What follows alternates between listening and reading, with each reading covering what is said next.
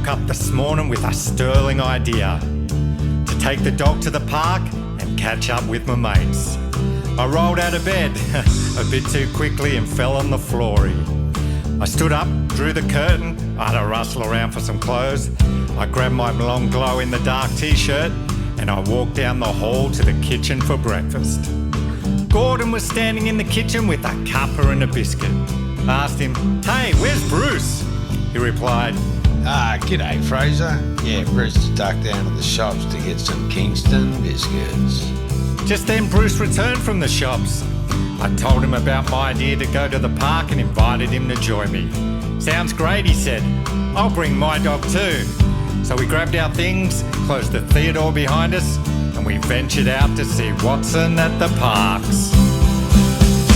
Going round and round with all these spacious surrounds, Black Mountain Tower, I see the whole town.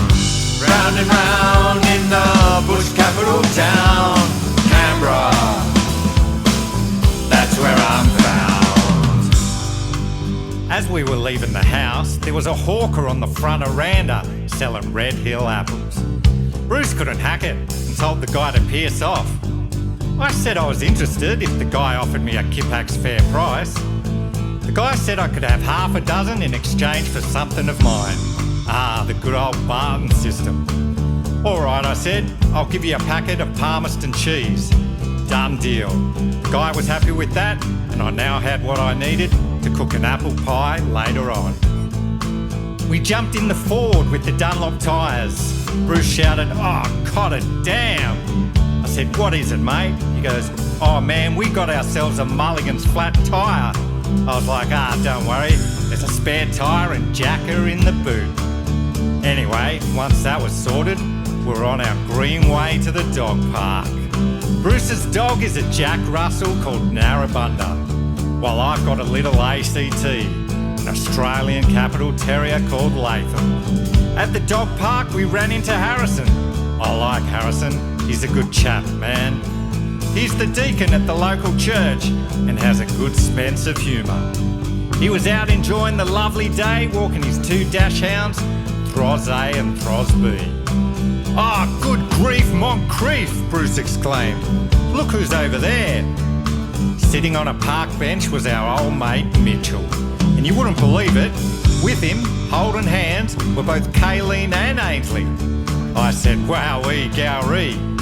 Mitchell must have patched things up with the ladies since the last time we saw them. Bruce chimed in with a bit of gossip. He said, "Word on the Bunda Street is that the three of them went to a Swingers Hill party together." "Whose dog is that?" I asked, quickly changing the subject. "That's Isaac's dog," Bruce replied. "Yeah, Isaac was telling me that he had to take the dog to the event last week. Things took a turner for the worse and they were thinking they might have to put it downer, but the dog has since made a full recovery." I said, well, that's good news. I guess all's well that ends well. Going round and round with all these spacious surrounds, Black Mountain Tower, I see the whole town. Round and round in the bush capital town, Canberra, that's where I'm found. This walk in the dog business was thirsty work. Bruce said, "Hey Fraser, you want to go to the pub for a drink?" I was like, "Yeah dude, Cowabunga Yarralumla, let's Pialigo."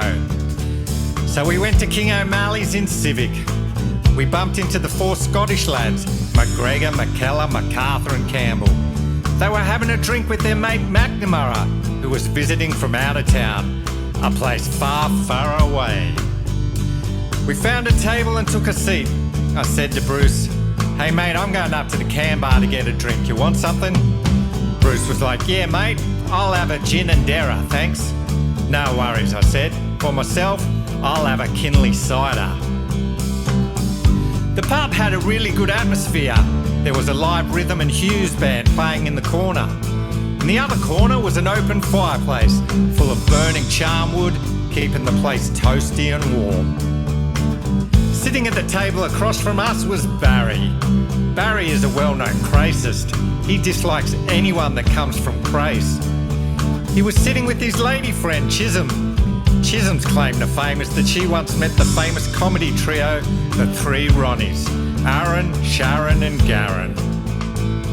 While we were enjoying a few drinks, Barry grabbed his car keys getting ready to drive home, but he could hardly stand up. I looked at Bruce and said, "Hey mate, we shouldn't let Barry drive. He's totally girrelanged." "Yeah, you're right mate." Bruce turned to Barry. "Drink driving's against the law, son. Here, let me get you a bowl of Franklin water, help sober you up." Barry kept sculling his beer. He didn't want the water.